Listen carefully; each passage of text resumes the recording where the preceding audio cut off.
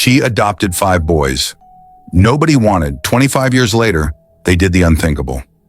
She was a single woman with a modest income and an even bigger heart.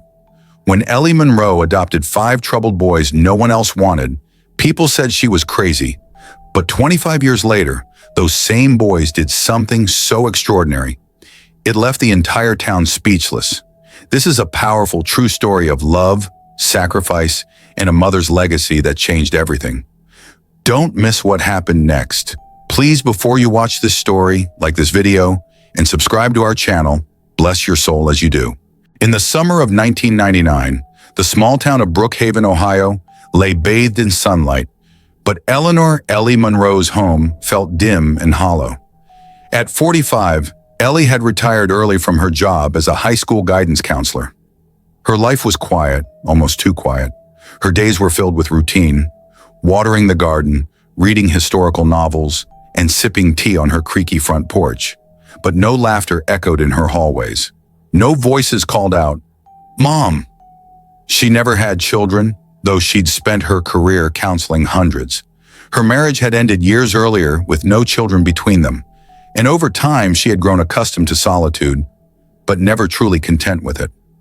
One morning, Ellie sat with a cup of coffee watching the local news. A segment came on that changed everything. The anchor's voice softened. In a heartbreaking case, 5 brothers, ages 3 to 11, have been placed back into the foster care system after being abandoned again. Labeled high risk due to behavioral challenges, no home has agreed to take all 5 boys in together. Ellie sat forward. The screen showed a photo. 5 boys sitting shoulder to shoulder on a bench at the county shelter. Tyler, the eldest, had his arm protectively around the youngest, Caleb, who was barely 3. Their eyes were wary, guarded, kids who had learned the world couldn't be trusted. Ellie didn't sleep that night. She kept thinking about those boys, about what it would mean to split them up, about how they'd already been discarded too many times.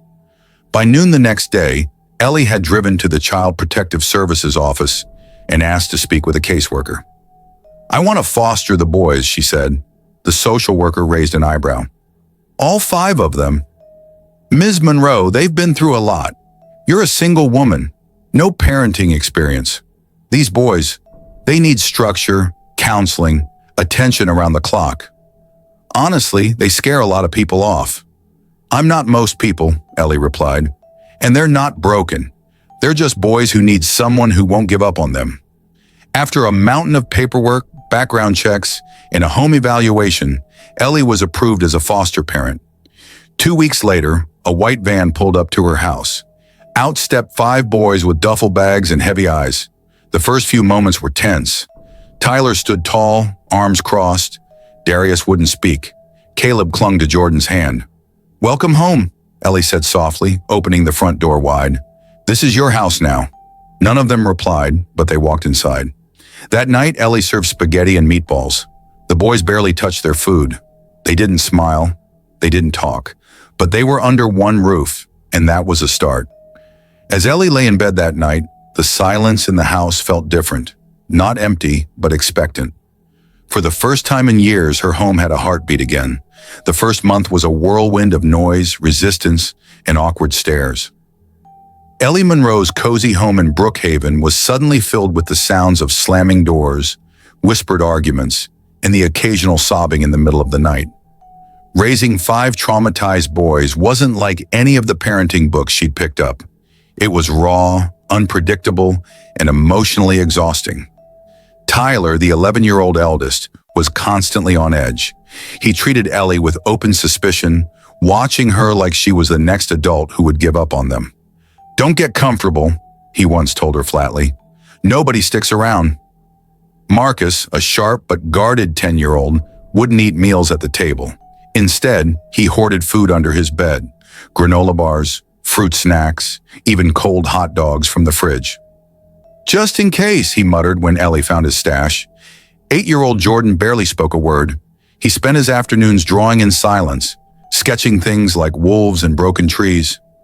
Darius, the wild one at 6, would swing from curtain rods or throw tantrums over little things like his toast being too brown. And little Caleb, just 3, had a habit of hiding behind furniture when overwhelmed, clutching his thumb and humming to himself. But Ellie never flinched.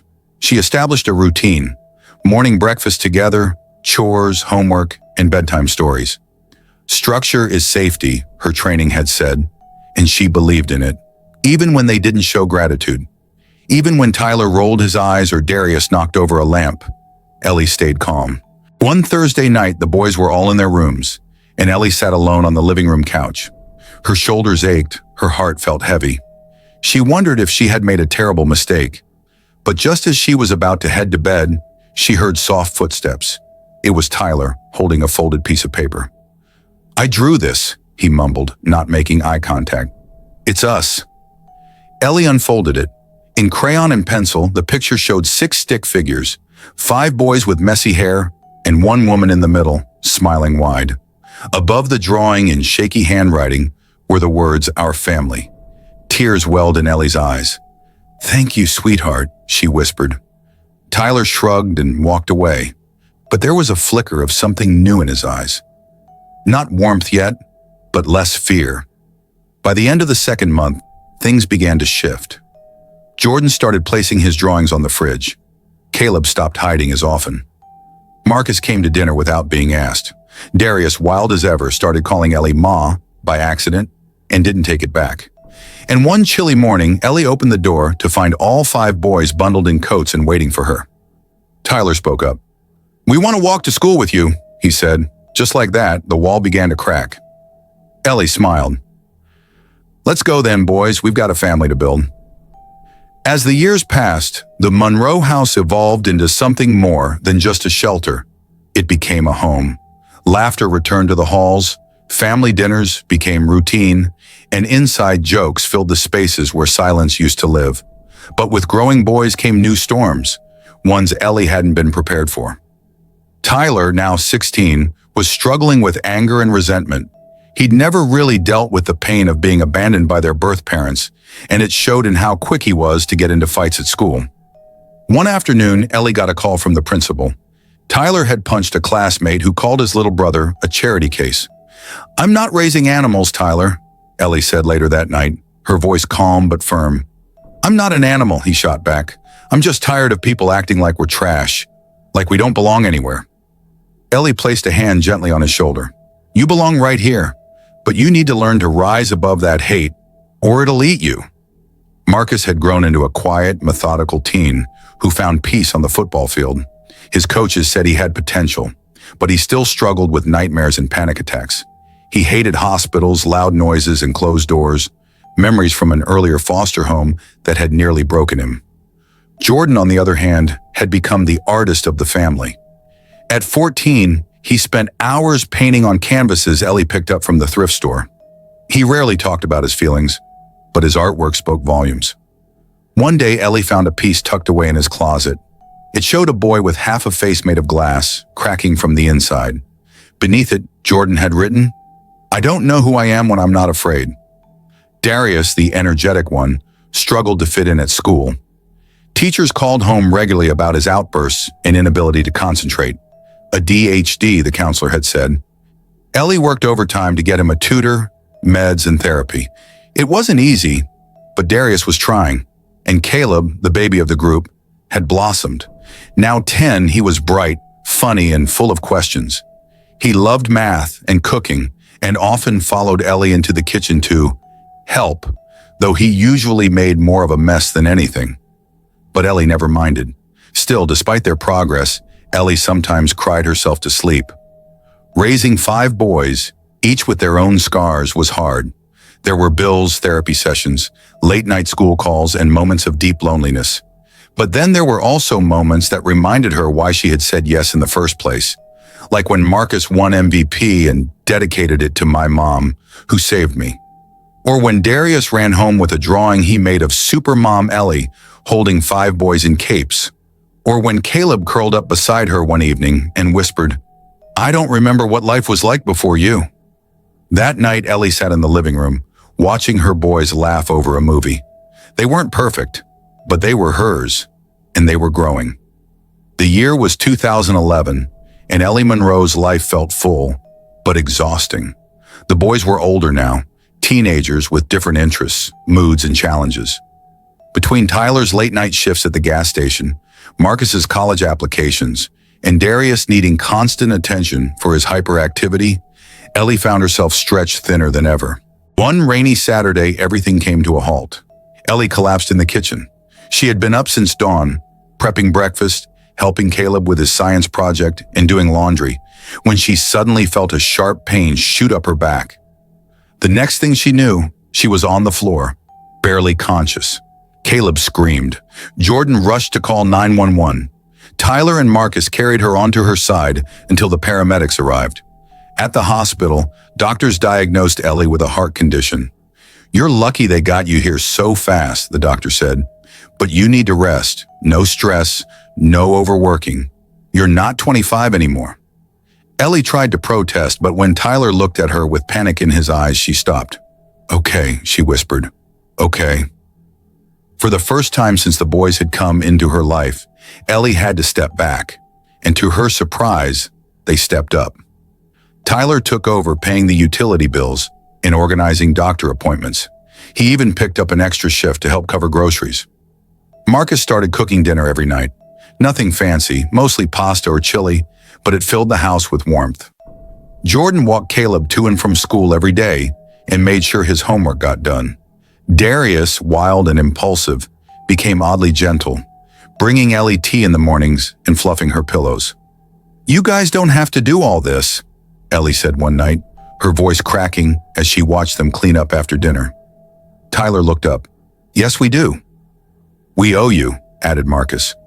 "You saved us," said Jordan. "No," Ellie corrected, her hand trembling slightly. "We saved each other." Despite the scare, Ellie's condition stabilized with medication and rest, but the boys never went back to how they were before. Something had shifted. They were no longer just kids trying to survive. They were young men learning to lead, protect, and give back. One evening, Tyler sat next to Ellie on the porch swing. The sky was a canvas of orange and purple. "I've been thinking," he said. "I want to be a social worker. Help kids like us." Ellie blinked back tears. "That's beautiful, Ty." He smiled, then turned to her. "You know we're going to take care of you, right? Just like you took care of us." And for the first time since her collapse, Ellie let herself believe it. They weren't little boys anymore. They were becoming men, strong, compassionate, and loyal.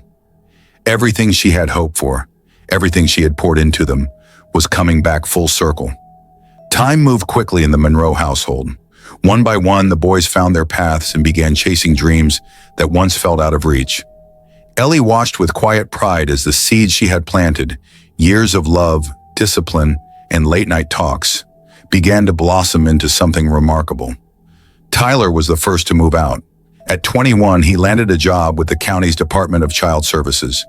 He was serious about becoming a social worker and even more determined to protect other kids from what he'd endured. He stopped by Ellie's house almost every evening, bringing groceries or just checking in. "I had a tough case today," he said once, flopping onto the couch. "But I thought of you and how you never gave up on us." That helped. Marcus earned a football scholarship to a university 2 states away. He almost turned it down, afraid to leave Ellie alone, but she pushed him to go. "You're not leaving me," she said, kissing his forehead. "You're making me proud." His first year, he called home every Sunday. By junior year, he'd become team captain and was mentoring younger players, not just on the field, but in life. "Coach says I've got a gift," he told Ellie during one call, "but I tell him, my mom's the real MVP." Jordan got into art school in New York. He was nervous about leaving the safety of home, but Ellie encouraged him. "Go let the world see your colors," she said. He did. His first gallery show featured a piece titled, "Home Isn't a Place." It showed a woman holding 5 boys under a bright umbrella while storms raged around them. It sold in less than an hour. Darius, still energetic and unpredictable, took a different route. He enrolled in a local trade school, studying mechanics and auto repair. "College ain't for me," he declared, "but engines? I understand those." He fixed Ellie's old pickup truck and surprised her with it one weekend, polished and running like new. "Runs better than ever," he grinned. "Just like us." And Caleb, sweet Caleb, grew into a confident, compassionate young man. He stayed close to Ellie during high school, always making sure she had her meds, her favorite tea, and someone to laugh with. "I think I want to be a chef," he said one night while stirring pasta. "Maybe open a diner one day." "You better name a dish after me," Ellie teased. He grinned, already working on Mama Monroe's mac and cheese. Through it all, Ellie never stopped being their anchor. She attended every graduation, hosted every holiday, and kept every picture they mailed her framed and polished. The love she had given them was now flowing back to her in waves, stronger, deeper, and more beautiful than she ever imagined. She wasn't just their mother, she was their foundation. And the road ahead, it was lit by the unthinkable. 5 boys who once had no one, becoming men the world would never forget. It was a crisp October morning when Ellie received an invitation she didn't expect. A large white envelope, tucked inside her mailbox, with gold trim and elegant handwriting. At first, she thought it might be junk mail, until she saw the sender, Caleb Monroe. She opened it carefully and pulled out a thick card that read, "You are cordially invited to the grand opening of Caleb's Place, a diner inspired by home, love, and Mama Monroe's kitchen." Her hands shook. A small note fell out. "You believed in me when I didn't even know how to boil water. Now it's time I honor the woman who made me who I am. Dress nice. I want you to be the first guest through the door. Love always, Caleb." Ellie wiped her eyes and smiled. She hadn't cried like that in a while. The next Saturday, Marcus flew in from Texas. Tyler took off work. Jordan drove down from New York with a canvas in his trunk. Darius brought his toolbox, just in case something needs fixin' before the big day. They all met at Ellie's house just like old times. 5 grown men towering over the tiny woman who had once kept them all alive, on love, prayers, and peanut butter sandwiches. Caleb's diner was located in a refurbished brick building on Main Street. The outside was charming, with a red awning and window boxes filled with yellow daisies, but it was the inside that took Ellie's breath away. The walls were lined with framed photos of their childhood. Ellie hugging a young Marcus in his football uniform, Tyler on graduation day, Jordan holding up his first painting. A chalkboard above the counter read, "Welcome home. Every plate comes with a story." At the center of the room, beneath a glowing sign that read, "Mama Monroe's Table," was a large round booth reserved for one person. "Sit, Mama," Caleb said, pulling out the chair for her. "This is your throne." When the ribbon-cutting ceremony began, Caleb stood up and cleared his throat. "Some people think family's about blood, but it's not. It's about showing up every day, even when it's hard." He looked toward Ellie, who was already dabbing her eyes with a napkin. "We were 5 broken boys and she turned us into men. So this place, it's not just a diner. It's a tribute to resilience, to second chances, to the woman who adopted 5 kids nobody wanted and gave us everything." The crowd erupted in applause. Local press, neighbors, and even Caleb's former teachers filled the room with cheers. Then Jordan unveiled his painting, a massive portrait of Ellie sitting in her old recliner. The 5 boys gathered around her, each older now but looking at her with the same awe they always had. They had done the unthinkable, not just succeeding, but turning their gratitude into something beautiful, permanent. That night, Ellie stood outside the diner, arms wrapped around each of them, as cameras clicked and people smiled. For the first time in a long while, she didn't just feel proud, she felt complete. 2 years after Caleb's Place opened its doors, Ellie Monroe sat on her front porch swing with a warm cup of tea, watching the sun dip behind the trees. Life had slowed down, but her heart was fuller than ever. The boys, now men, visited often, calling her almost daily. Marcus was married with a baby girl named Eleanor Grace.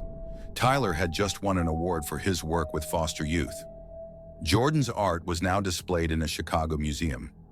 Darius ran his own auto shop called Second Chance Garage, and Caleb's Diner had become a local gem, known not just for the food, but for the story behind it.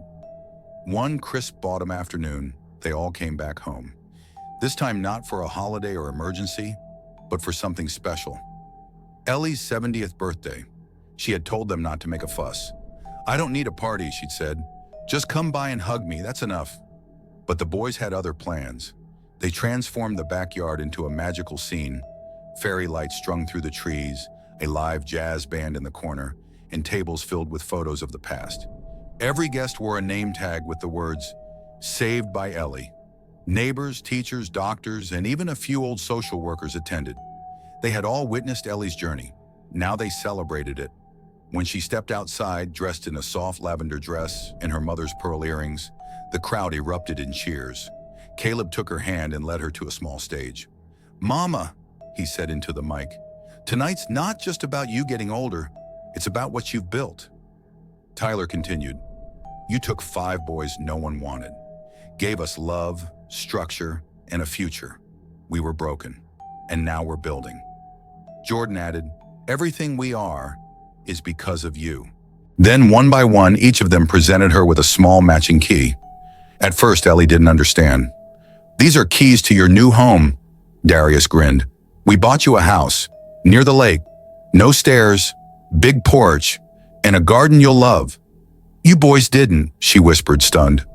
"We did," Marcus smiled. "Together."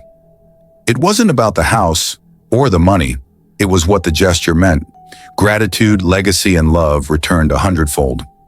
That night, as Ellie danced under the stars with her sons, laughter ringing through the air, she thought back to the beginning. To the night she first held Tyler, trembling and lost. To the moments when the house was full of chaos and her heart was full of doubt. Now it was peace. The boys no one wanted had grown into men the world admired. And the woman who took them in? She had become a legend, not for fortune, but for faith, not for fame, but for family. Ellie Monroe had changed 5 lives, and in return, those 5 lives had changed the world.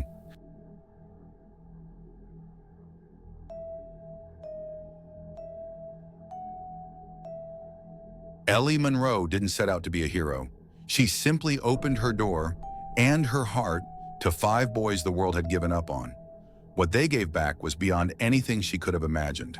Love, legacy, and a future built on faith and second chances. This story reminds us that one act of kindness can ripple through generations, and that family is more than blood. It's the bond we choose to honor every day. If this story touched your heart, don't forget to like this video, share it with someone who needs hope today, and subscribe to our channel for more true life stories that inspire.